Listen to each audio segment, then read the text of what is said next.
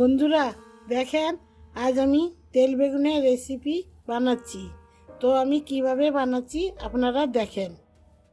আমি আপনাদেরকে দেখাচ্ছি। বেগুনটা কাটছি। প্রথমে এইভাবে মোটা মোটা করে বেগুনটাকে কেটে নিতে হবে। দেখেছেন, এইভাবে বেগুন আমি কেটে নিচ্ছি। তো আমার এতগুলো বেগুন হয়ে গেল কাটা। তো আমি তেল বেগুন বানাবো। আমি এখন ধুয়ে মশলাটা দেখাচ্ছি। এগুলো আমি ধুয়ে আনছি। তো এখন আমি এখানে হলুদ 1 চামচ দিচ্ছি, চিনি 1 চামচ দিয়ে দিচ্ছি, নুনটা আন্দাজ মতন দিচ্ছি, সামান্য একটু হিং দিচ্ছি সাথে।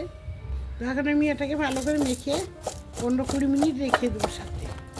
আর এইখানে যখন আমি ভাজবো তখন আমি ময়দাও ছড়াতে পারি কিংবা কর্নফ্লাওয়ার যাও, যদি আপনাদের ভালো লাগে করবেন, নাহলে এমনি তেল বেগুনে যেটা লাগবে আমি আপনাদেরকে দেখাবো ভিডিওতে। তো এখন আমি ঢাকা দিয়ে রাখছি, কমসে কম 15-20 মিনিট ঢাকা থাকবে, তারপরে আমি দেখাবো। চলেন তাহলে গ্যাসে। আমি 10-15 মিনিট পরে চলে এলাম। গ্যাস আমি ধরিয়ে দিয়েছি। এখন আমি তেল দেবো তেল বেগুনের জন্য। তেলটা একটু বেশি লাগবে, কেন তেল বেগুন মানে তেলটা একটু বেশি লাগে। আমার তেলটা গরম হয়ে গেছে। তো একটা শুকনো লঙ্কা দিচ্ছি, কয়েকটা 3টে কাঁচা লঙ্কা চিড়ে নিয়েছি, একটু কালো জিরে দিয়েছি। তেলটা ফুটছে বলে আমি একটু ঢাকা দিয়ে দিলাম। এখন আমি বেগুনটা দিয়ে দেবো।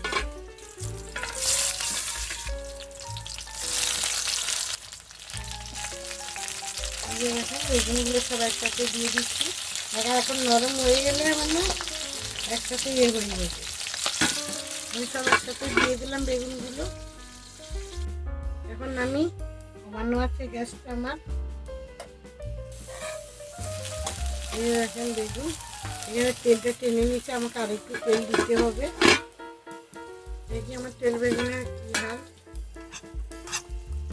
দেখেন এক দিকটা লাল হয়ে গেছে আর একদিক হয়ে গেছে আমার তেল বেগুনে দিয়ে। তো এই তেল বেগুনটা আপনারা বানিয়ে একবার দেখবেন, খেতে কত দারুণ লাগে। আমি এখানে একটু তেল দিয়ে দেবো, কেন কি তেল বেগুন মানে একটু তেলটাকে পুরো টেনে নিয়েছি।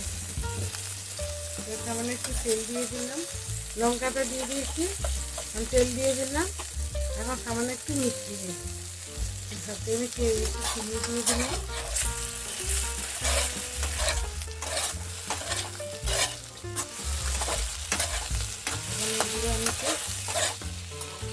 নাড়িয়ে নিয়ে একটু 2 মিনিট মতন ঢাকা দিয়ে দেবো। তো এখন আমার তেল বেগুনটা আমি দেখছি হয়ে গেছে। আমি 2টো কাঁচা লঙ্কা উপর থেকে দিয়ে দিচ্ছি। আমার এটাতে হয়ে গেছে পুরো। এখন এটা আমি নামিয়ে নেবো, তেলটাও সাথে ঢেলে নেব। বন্ধুরা নমস্কার, আমার তেল বেগুনের রেসিপি হয়ে গেছে। তো আমার তেল বেগুনের রেসিপি আপনাদেরকে কেমন লাগলো কমেন্ট বক্সে জানাবেন। আর আমাকে লাইক করবেন, শেয়ার করবেন, কমেন্ট করবেন। আর সবাই আমার পাশে থাকবেন। সবাই আমার ভিডিওটা দেখার জন্য ধন্যবাদ।